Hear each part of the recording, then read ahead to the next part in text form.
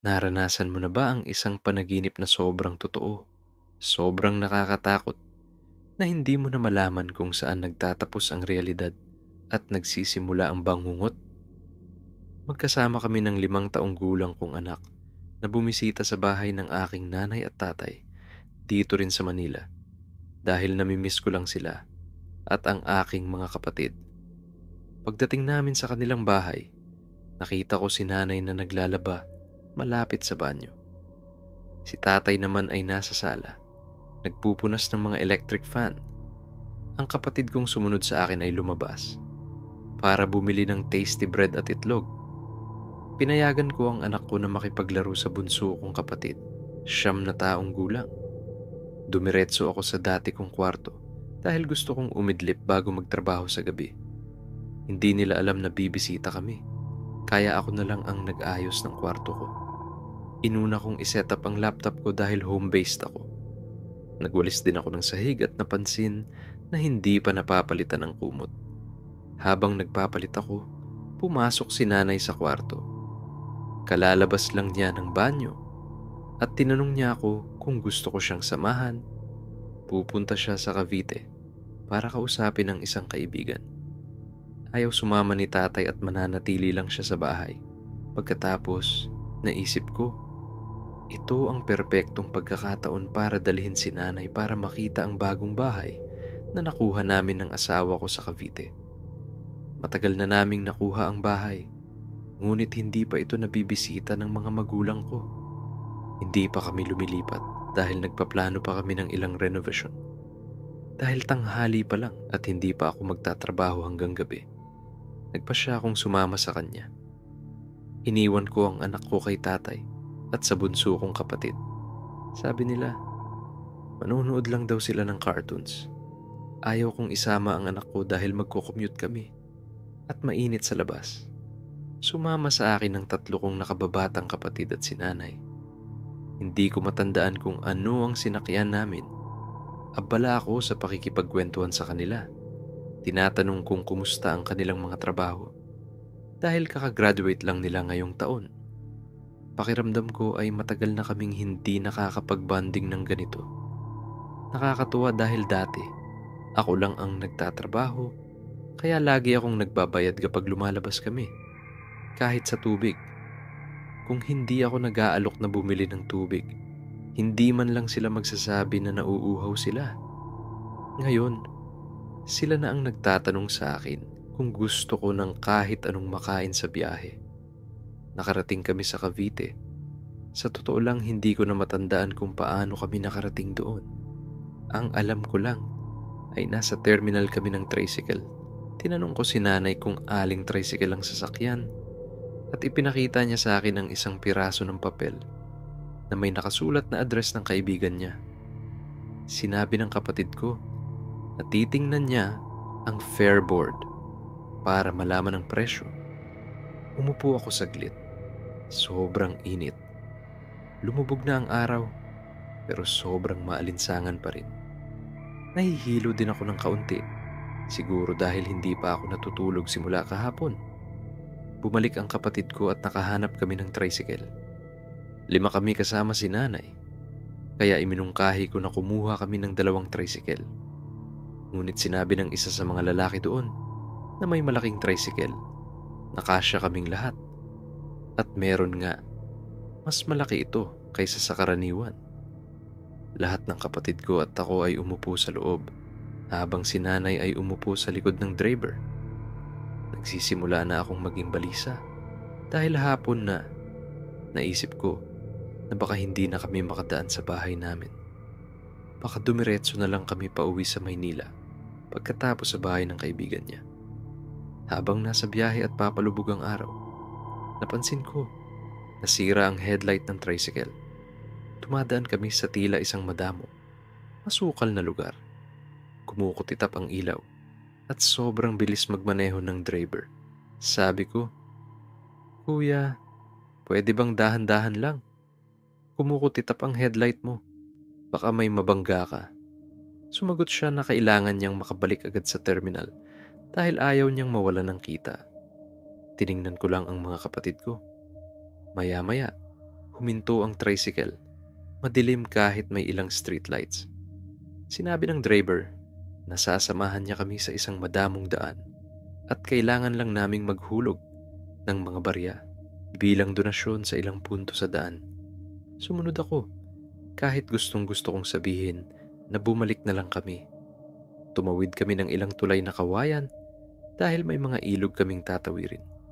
At bawat tulay ay may lata kung saan ka maghuhulog ng barya.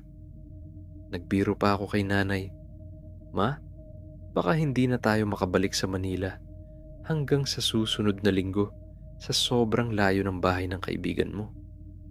Tumawa siya at sinabing malapit na kami. Tinanong ko ang kapatid ko kung bakit kasama pa rin namin ang driver ng tricycle. Hindi rin niya alam. Pagkatapos ng huling ilog, may hagdanan na gawa sa kawayan. Pakiramdam ko ay tinawid namin ang buong bundok mula sa pinagbabaan namin ng tricycle. Pagdating namin sa tuktok, nasa isang bayan na kami ulit. May isa pang tricycle na naghihintay at ang parehong driver ang sasakay ulit sa amin. Umabot ng mga 15 minuto ang biyahe. Pagdating namin doon, gabi na. Ang excitement ko kanina ay napalitan na ng iritasyon. Pagod na pagod ako. Hindi rin makontak ni nanay ang kaibigan niya.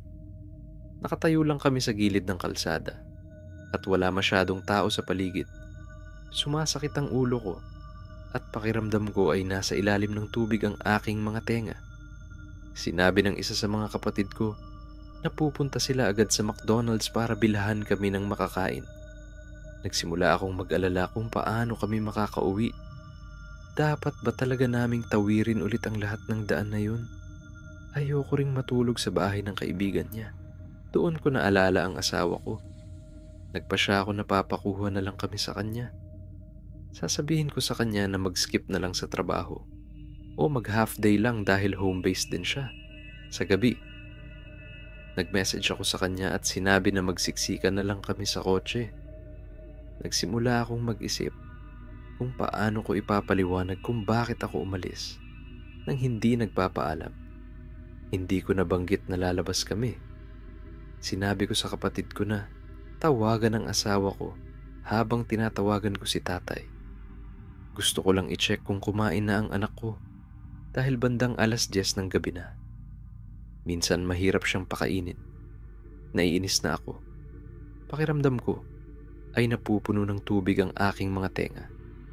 Low battery na ang telepono ko pero nagawa kong tumawag. Sa kabutihang palad, sinagot ni tatay sa messenger. Hawak ng anak ko ang telepono ni tatay. Agad na lumabas ang mukha niya sa screen. Mukha siyang tumatalon sa kama sa kwarto ko kasama ang kapatid ko. Tinanong ko siya kung kumain na siya at sinabi niya na hindi pa. Pero malapit na dahil kakaluto lang daw ni nanay ng itlog at nakabili daw si tatay ng blue labeled corned beef. Naisip ko na ang tinutukoy niya ay ang itlog na niluto kanina sa tanghalian. Sabi ko, "Kumakain ka ng itlog? Ilang oras na ang nakalipas noon. Matigas na siguro yan." Sumagot siya, "Hindi po, mami. Kaluluto lang niya." At itinapat niya ang kamera sa sala. Nakita ko si nanay na nakatayo doon. Inaayos ang tinapay na binili ng kapatid ko. Hawak ang isang plato ng sunny side up eggs. Sabi ng anak ko, "Tingnan mo, mami. Kulay brown ng gilid ng itlog. Masarap, di ba?"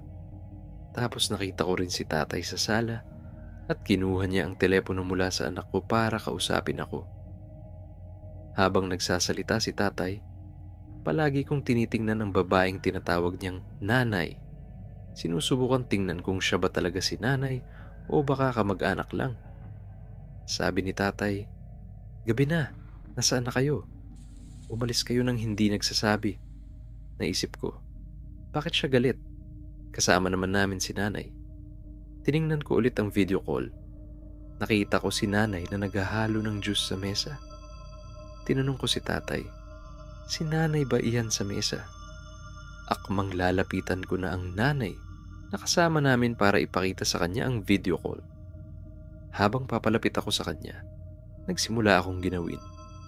Pakiramdam ko ay masusuka ako at hindi makahinga. Huminto ako sa paglalakad nang itapat ulit ni tatay ang camera kay nanay. Oo, nakasuot siya ng pulang polo shirt at asul na pantalon na maong. Sabi ni tatay, "Oh, si nanay mo yan. Kalalabas lang. Namamahala sa loto." Tiningnan ko ang nanay na kasama namin.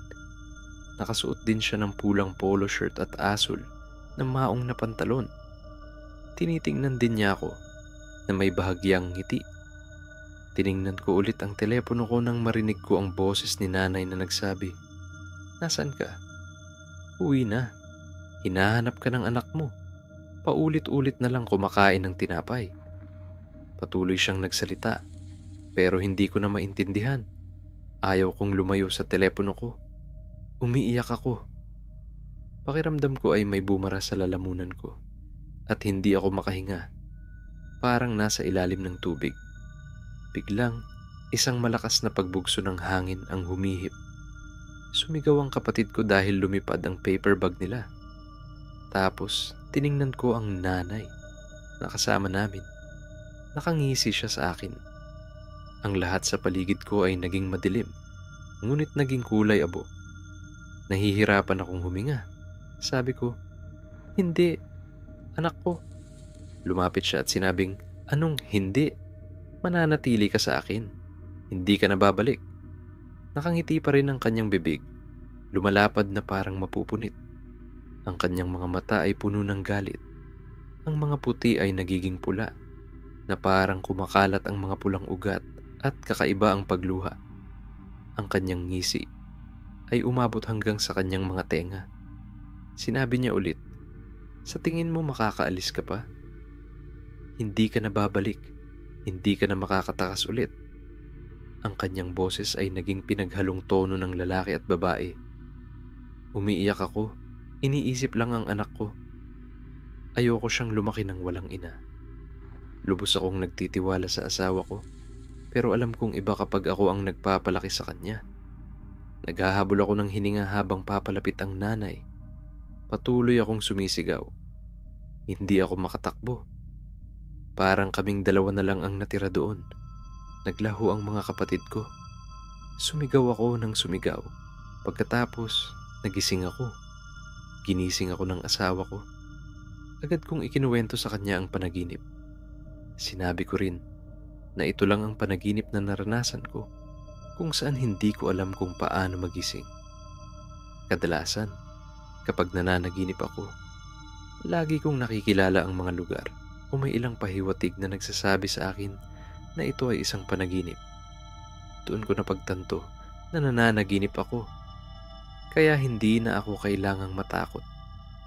Minsan alam ko pa na kailangan kong magmadali at tumakbo sa isang ligtas na lugar. Dahil kung magpapabagal ako, hindi ako magigising. Parang lagi akong tumatakas. Minsan pakiramdam ko ay may nakikipagkarera sa akin upang maabot muna ang ligtas na lugar. Naaalala ko rin kadalasan ang lahat ng detalye ng aking mga panaginip. Ngunit sa pagkakataong ito, hindi ko naalala. Totoong naniwala ako na ito ay totoo. At kung hindi ako nagising, wala na sana ako. Naranasan mo na ba ang isang panaginip na lumabo ang mga hangganan ng realidad? Ibahagi ang iyong pinakanakakatakot na panaginip sa ibaba at huwag kalimutang mag-subscribe para sa mga susunod na kwento. Salamat.